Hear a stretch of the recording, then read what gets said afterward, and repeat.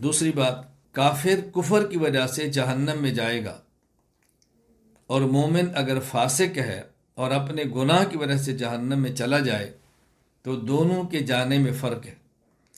کافر کو اللہ جہنم میں بھیجتے ہیں عذاب دینے کے لیے، اور مومن فاسق کو جہنم میں بھیجیں گے تزکیہ کے لیے۔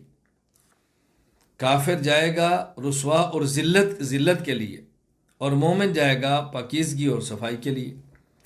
مومنین کے ساتھ اللہ کا قرآن کریم میں وعدہ ہے، یوم لا یخزی اللہ النبی والذین آمنوا معہ، سورۃ التحریم، کہ اللہ تعالیٰ قیامت کے دن نبی کو اور نبی پر ایمان لانے والے کو رسوا نہیں کریں گے۔ مومن کو اللہ رسوا نہیں کرتے، یاد رکھنا۔ اس لیے کافر جو جہنم میں جائے گا وہ اس وجہ سے کہ عذاب مہین، ان کے لیے عذاب ہوگا رسوا کرنے والا، اور مومن کو اس کے فسق اور گناہ کی وجہ سے اللہ اگر جہنم میں بھیجے گا تو اس کو پاک کرنے کے لیے۔ کیوں؟ یہ گناہ کر کے ناپاک ہوا ہے، اور جنت پاک لوگوں کی جگہ ہے۔ اللہ جہنم میں بھیج کر اس کو پاک کر کے صاف کر کے پھر جنت کے اندر بھیج دیں گے۔ تو کافر کا جہنم میں جانا یہ عذاب ہے، اور مومن کا جہنم میں جانا یہ تزکیہ اور پاکیزگی ہے اور صفائی ہے۔ جس طرح دنیا میں کسی سے جنگ ہو، لڑائی ہو، اور جس سے لڑا جا رہا ہے اپنا مخالف ہو، آدمی اس کو مارتا ہے، اور بسا اوقات استاد اپنے شاگرد کو بھی مارتا ہے، باپ اپنی اولاد کو بھی مارتا ہے۔ فرق کیا ہے؟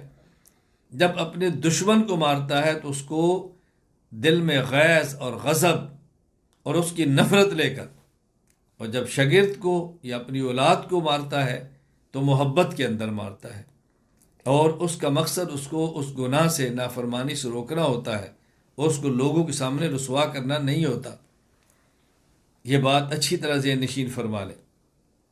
وَيَخْلُدْ فِيهِ مُهَانًا، اس آیت کے تحت حکیم الامت مجدد الملت مولانا محمد اشرف علی تھانوی رحمہ اللہ نے اپنی تفسیر بیان القرآن کے اندر یہ بات لکھی ہے جو میں عرض کر رہا ہوں۔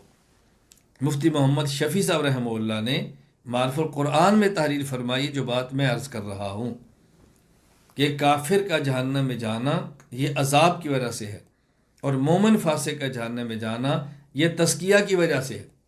اس لیے کہ عذاب کہتے ہیں ایلام الحی علی سبیل الہوان، یا ایصال العلم الی الحی ہوان و ذلہ، زندہ آدمی کو ذلیل اور رسوا کرنے کے لیے تکلیف دینا، یہ ہے عذاب۔ تو کافر کو جہنم میں بھیجا جائے گا عذاب کے لیے، اور مومن کو تزکیہ کے لیے۔ جہاں کہیں مومنین کے لیے جہنم میں جانے کے لیے عذاب کا لفظ آیا ہے، وہ اس وجہ سے کہ دیکھنے میں دونوں عذاب ہے، صورتاً دونوں ایک جیسے ہیں۔ جس طرح اس کو مار پڑ رہی ہے، اس کو بھی پڑ رہی ہے۔ جس طرح وہ جہنم میں جل رہا ہے، یہ بھی جہنم میں جل رہا ہے۔ تو چونکہ صورتاً عذاب ہے، اس لیے وہاں کبھی لفظ عذاب کا ذکر آتا ہے، وگرنہ کافر کو جہنم میں بھیجا جائے گا عذاب کے لیے، اور مومن فاسق جہنم میں جائے گا تزکیہ کے لیے۔ اور دوسری بات، یا فرق سمجھ لیں، کافر جہنم میں جائے گا تو ہمیشہ رہے گا، کبھی نکلے گا نہیں، اور مومن فاسق اگر جہنم میں گیا، ایک وقت آئے گا اللہ اپنے کرم سے اس کو جہنم سے نکال دیں گے، اور بالآخر وہ جنت کے اندر چلا جائے گا۔ ایک بات مزید سمجھیں، کافر کا ایک ہے جہنم میں جانا، اور ایک ہے جہنم میں جا کر کافر کے عذاب میں زیادتی کا ہونا، عذاب کا بڑھ جانا۔ کافر کا جہنم میں جانا یہ تو کفر کی وجہ سے ہوگا، لیکن اس کے عذاب میں اضافہ ہونا یہ اس کی بدعملی کی وجہ سے ہوگا۔ یہاں دیکھیں اللہ تعالیٰ نے دونوں کا ذکر فرمایا، والذین لا يدعون مع اللہ الہا آخر ولا يقتلون النفس التي حرم اللہ الا بالحق ولا يزنون ومن يفعل ذلك يلقى أثاما يضاعف له العذاب یوم القیامہ ويخلد فیہ مہانا، اس شخص کو جہنم میں لے جا کر دگنا عذاب دیا جائے گا۔ دگنا عذاب، ایک ہے عذاب اور ایک ہے اس عذاب میں اضافہ، دگنا عذاب۔ یہ دگنا عذاب مومن کو نہیں، دگنا عذاب یہ کافر کو ہے۔ قرآن کریم سورۃ المدثر میں اللہ تعالیٰ نے کفار کے تذکرے میں جہنم کی جب بات فرمائی تو اس میں یہ بات ہے کہ اہل جنت کفار سے پوچھیں گے ما سلککم فی سقر، آج تم سقر جہنم کے اندر کیوں ہو؟ وہ کہیں گے لم نک من المصلین ولم نک نطعم المسکین وکنہ نحوظ مع الخائضین وکنہ نکذب بیوم الدین۔ ہم نماز نہیں پڑھتے تھے، مساکین کو کھانا نہیں کھلاتے تھے، مذاق اڑاتے تھے، اور ہم قیامت کے دن کا انکار کرتے تھے۔ کافر کو جہنم میں عذاب ہو رہا ہے اور اس کی وہ 4 وجہ بتا رہے ہیں۔ ہم کافر تھے اور فلاں ایک عمل نہیں کرتے تھے، نماز نہیں پڑھتے تھے، مساکین کو کھانا نہیں کھلاتے تھے۔ اس پر سوال ہوتا ہے بھی نماز کا مکلف تو مسلمان ہے، نماز کا حکم تو مومن کو ہے، مساکین کو کھانا کھلانے کا حکم تو مومن کو ہے، اس پر کفار کو عذاب کیوں دیا جا رہا ہے؟ جواب حکیم الامت مجدد الملت مولانا اشرف علی تھانوی رحمہ اللہ نے بہت پیارا معرف القرآن میں دیا ہے۔ حضرت فرماتے ہیں ایک ہے عذاب، ایک ہے ازدیاد عذاب۔ عذاب یہ تو ہوگا کفر کی وجہ سے، اور ازدیاد عذاب میں اضافہ یہ ہوگا کافر کو بد عملی کی وجہ سے۔ اس کی وجہ جس طرح کافر کو حکم ہے کہ کلمہ پڑھ، تو کلمہ پڑھنے کے اندر یہ بھی حکم ہے کہ کلمہ پڑھنے کے بعد نماز پڑھ۔ تو جب انسان ایمان کا مکلف ہوتا ہے تو ایمان کے اندر وہ احکام کا مکلف بھی ہوتا ہے۔ ایمان اصل ہے، نماز، روزہ، حج، زکوٰۃ یہ فرع ہے، شاخیں۔ تو جو انسان اصل ایمان کا مکلف ہے وہ فروع اور شاخ احکام کا بھی مکلف ہے۔ تو کافر نے جب ایمان نہیں لایا، کلمہ نہیں پڑھا، ایمان قبول نہیں کیا، اصل کا انکار کیا، اور اصل کے اندر، اصل کے ضمن میں احکام کا مکلف تھا تو اس نے اس کو بھی چھوڑا۔ تو کافر مکلف تھا ایمان کا اور ایمان کے ضمن میں فروع کا، تو کفر کی وجہ سے تو عذاب ہوگا، اور فروع کی ادائیگی نہ ہونے کی وجہ سے ازدیاد عذاب ہوگا۔ یہاں اللہ پاک نے تذکرہ اس بات کا فرمایا ہے کہ یضاعف لہ العذاب یوم القیامہ، دگنا عذاب ہوگا۔ تو یہ بات اچھی طرح ذہن نشین فرما لیں، بھولنا نہیں ان باتوں کو۔ پھر الا من تاب و آمن و عمل عملا صالحا، یہ توبہ کرے، الا من تاب، اور توبہ کی صورت آمن، اللہ اکبر، ایمان بھی لائے، وعمل صالحا، پھر نیک عمل بھی کرے۔ اوپر تھا لا يدعون مع اللہ الہ آخر، مومن کی صفت یہ ہے کہ وہ شرک نہیں کرتا، اور مومن کی صفت یہ ہے ولا يقتلون النفس التي حرم اللہ الا بالحق، ناحق قتل نہیں کرتا، ولا يزنون، زنا نہیں کرتا۔ اب جو توبہ کرے گا وہ کیا کرے؟ شرک سے توبہ کرے اور ایمان لے آئے، اور زنا اور قتل ناحق سے توبہ کرے تو نیک عمل بھی کرے، گناہوں کو چھوڑے۔ تو یہاں اللہ تعالیٰ نے توبہ کی صورت بیان فرمائی۔ اب یہاں بات ذہن نشین فرما لے اچھی طرح کہ جب انسان توبہ کرتا ہے، اب اس نے کچھ حقوق العباد اور کچھ حقوق اللہ ضائع کیے ہیں۔ کہیں بندے کا حق مارا ہے کہ اللہ کا حق مارا ہے، اس کی ادائیگی ضروری ہے۔ اگر کسی شخص نے نمازیں نہیں پڑھی تو توبہ کا معنی یہ ہے کہ اب نماز پڑھے اور جو نمازیں اس کے ذمے تھی اب ان کو ادا بھی کرے۔ اگر کسی شخص نے کئی سال کی زکوٰۃ ادا نہیں کی تو توبہ بھی کرے، اور جو زکوٰۃ اس کے ذمے ہے اس کو ادا بھی کرے۔ اگر کسی شخص نے زنا کیا ہے تو توبہ کرے، یا توبہ کرنا کافی ہے۔ لیکن بعض حقوق اللہ ایسے ہیں کہ جس کی ادائیگی ضروری ہے۔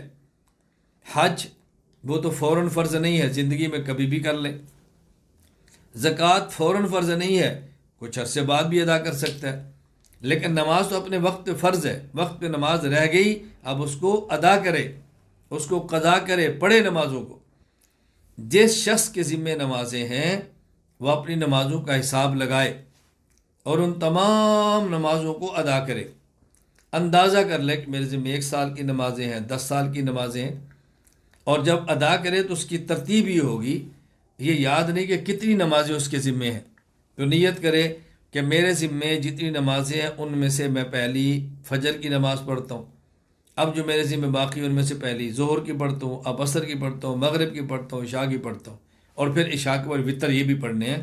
روزانہ اس نے فجر، ظہر، عصر، مغرب، عشاء کے فرض اور عشاء کی وطر یہ سب پڑھنے ہیں، نمازیں قضا کرنی ہیں۔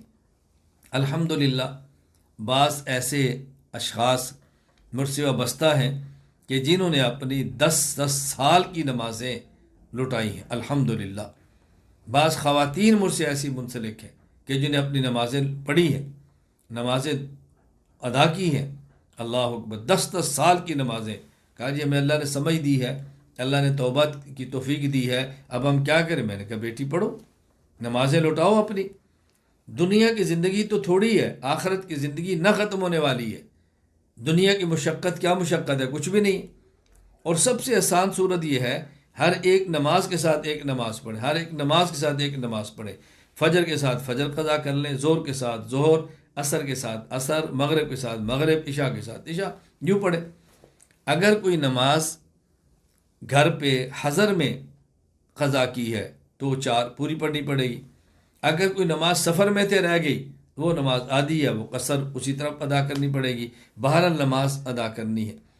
اور اگر کسی کا حق کھایا ہے اس کو واپس کرنا ہے، کسی کی چوری کی ہے مال واپس کرنا ہے، کسی کا مال غصب کی ہے مال واپس کرنا ہے۔ حتیٰ کہ اگر کسی شخص کی غیبت کی ہے اور جس کو غیبت کی ہے اس کو پتہ چل گیا ہے، اب اس سے معافی مانگنا ضروری ہے۔ اگر کسی شخص کی غیبت کی اور اس کو پتہ نہیں چلا تو پھر اللہ سے معافی مانگ لے، کافی ہے۔ لیکن جس کی غیبت کی اس کو پتہ چل گیا ہے، اب اس سے بھی معافی مانگیں کہ میں نے آپ کی غیبت کی تھی، مجھے معاف کر دیں۔ مجھے ایک مرتبہ ایک عالم ہے، جید عالم ہے، اور حدیث کی کتابیں پڑھاتے ہیں، ایک مسجد کے امام اور خطیب ہیں، اور ایک بہت بڑے شیخ کے باقاعدہ خلیفہ مجاز ہیں۔ مجھے انہوں نے فون کیا اور فون کر کے کہا کہ مولانا پہلے تو میں آپ سے معافی مانگتا ہوں کہ ہم نے کچھ آپ کی غیبتیں کی ہیں۔ میں نے کہا جی مجھے تو پتہ ہی نہیں۔ فرمایا تجھے نہیں پتہ، میں بتا رہا ہوں، میں معافی مانگتا ہوں۔ اور غیبت یہ تھی کہ ہمیں آپ کے بارے میں فلاں چیز پتہ چلی اور یہی بات ہم نے زبان سے دہرا دی، آپ اس کی حقیقت بتا دیں۔ میں نے اس کی حقیقت بتائی تو بہت خوش ہوئے اور کہا میری غلط فہمی دور ہو گئی ہے، میں آپ سے معافی مانگتا ہوں۔ اب دیکھیں جس بندے کو آخرت کی فکر ہو، اللہ کی قسم اس کے لیے کتنا بھی دنیا میں بڑا کیوں نہ ہو، کسی سے معافی مانگنا کوئی مشکل نہیں، کوئی مشکل۔ آخرت کا ڈر ہو، قبر کا ڈر ہو، موت کے بعد کی زندگی کا ڈر ہو، پھر انسان پیسے نہیں کھاتا، کسی کے کھائے تو لٹا دیتا ہے، کسی کی عزت پہ حملہ نہیں کرتا، کسی پہ بہتان نہیں لگاتا، کسی کی غیبت نہیں کرتا۔ اور یہ میری بات توجہ کے ساتھ سماعت فرما لے، اگر کسی کا حق ہمارے اوپر ہے، ہم مر گئے، یہ بہت نقصان ہے، اور ہمارا حق کسی کے اوپر ہم نہ لے سکے تو کوئی نقصان نہیں، دنیا میں نہیں تو آخرت کے اندر مل جائے گا۔ میں ایک بات عرض کیا کرتا ہوں، دنیا میں 2 قسم کے لوگ ہیں، بعض ہیں جو جیتے ہیں جینے کے لیے، اور بعض وہ جو جیتے ہیں مرنے کے لیے۔ جو شخص جیتا ہے جینے کے لیے وہ یہ دیکھتا ہے کہ کس سے میں نے اپنا حق لینا ہے، اور جو جیتا ہے مرنے کے لیے وہ یہ دیکھتا ہے کہ کس کو میں نے حق دینا ہے۔ ہم نے جینا ہے جینے کے لیے، کسی کے اوپر ہمارا حق تھا، چھوڑ بھی دیا، کوئی فرق نہیں پڑتا، اور حقدار ہونے کے باوجود حق کو چھوڑیں، اس پر رسول اللہ صلی اللہ علیہ وسلم نے جنت کا وعدہ فرمایا۔ بس یہ فکر کریں کہ ہمارے ذمہ کسی کا حق نہ رہ جائے۔ تو میں نے عرض کیا کہ توبہ میں اس بات کو ذہن میں رکھیں